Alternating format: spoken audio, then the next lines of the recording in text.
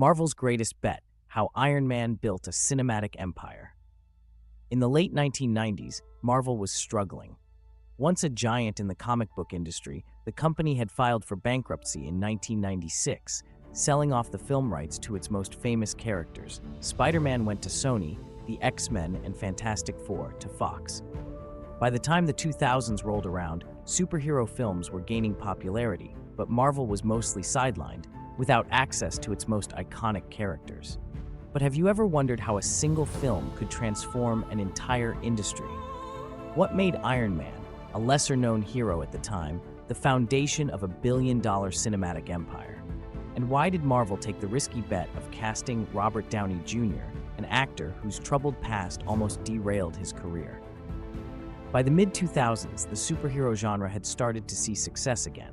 X-Men and Spider-Man had proven that comic book films could be massive blockbusters, but Marvel was still missing a key element: control. Instead of relying on the traditional Hollywood studios, they made a bold move. They would finance their own films, keeping creative control.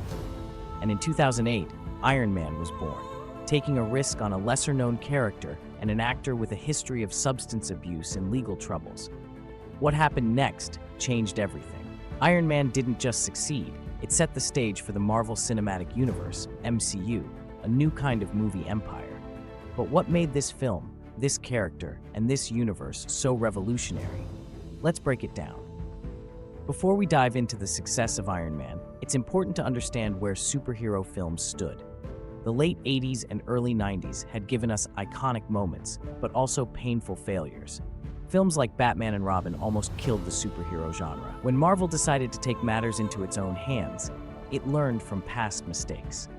Rather than just making another action film, Iron Man embraced the character's comic book roots, focusing on Tony Stark's evolution from a self-centered arms dealer to a hero. This was new. It wasn't just about the action. It was about character development, about humanizing the larger-than-life hero. But the choice of Robert Downey Jr. was as bold as the decision to finance the film independently. Downey was immensely talented, but had become infamous for his struggles with addiction, multiple arrests, and time spent in rehab and jail. Many in Hollywood considered him too risky for a major studio project. Yet, Marvel's then president, Kevin Feige, and director Jon Favreau saw something more: a parallel between Tony Stark's journey of redemption and Downey's own fight to reclaim his life and career. Casting Downey wasn't just a casting choice, it was a statement about second chances, about growth, and about believing in transformation. And it resonated. Audiences didn't just see Tony Stark. They saw Robert Downey Jr. facing his past and rebuilding his future, making the character even more relatable and human. This approach, laid the foundation for what would become the MCU, a universe where different stories were interconnected, much like Marvel's comics had always been. Now, let's consider the sociological side. In the past, human societies relied on myths and stories to hold them together, to teach values, and to unite people. Today, in a more secular world, pop culture has stepped into that role, and superheroes like Iron Man are our modern myths. Think about it.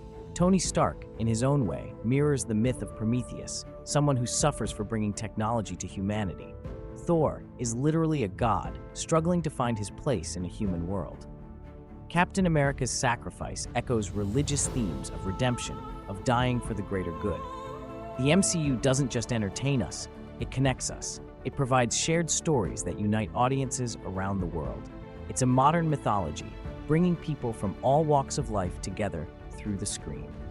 Philosophically, Marvel tapped into the timeless narrative of the hero's journey, a framework articulated by Joseph Campbell, where a hero faces trials, learns, and grows. This narrative is at the heart of the MCU, as seen in Tony Stark's journey in Iron Man. His story isn't just about becoming a hero, it's about self-discovery, redemption, and transformation. It's deeply human, touching on the struggle of making the right choices, especially when they are difficult. Psychologically, Iron Man and the MCU work on a deeper level. One reason we stay hooked is due to something called the Zygarnik effect. This is the idea that unfinished tasks stay with us longer. Marvel keeps audiences engaged with cliffhangers and post-credit scenes, making us feel like the story is never truly over. And that's the genius of it. Every movie leaves us wanting more. Marvel also taps into something called the mere exposure effect. The more we see something, the more we like it. By building a world where characters reappear and evolve, Marvel keeps us invested. We've watched Tony Stark grow, seen Captain America evolve, and followed Black Widow's journey. These characters aren't just superheroes, they feel like part of our lives. Beyond storytelling, Marvel also revolutionized the business side of cinema. Before the MCU, Hollywood worked on a model of standalone films or sequels, but Marvel introduced a serialized format, one where each movie contributed to a larger narrative. This model not only kept audiences coming back for more, it changed how movies were made and marketed. Marvel's success is not just in the films themselves, it's in everything that surrounds them. Merchandise, toys, clothing, even video games, all of this feeds into the MV machine. Marvel's ability to create a franchise that spans multiple platforms, from streaming shows on Disney Plus to live-action films, has been key to its dominance. Marvel's evolution also mirrors shifting social values. Early on, Iron Man and many of the MCU films followed traditional gender and racial lines. Most of the heroes were white and male. But over time, Marvel made a concerted effort to diversify its roster. From Black Panther to Captain Marvel, Shang-Chi to Miss Marvel, Marvel began reflecting a broader spectrum of identities, which resonated with an increasingly diverse global audience.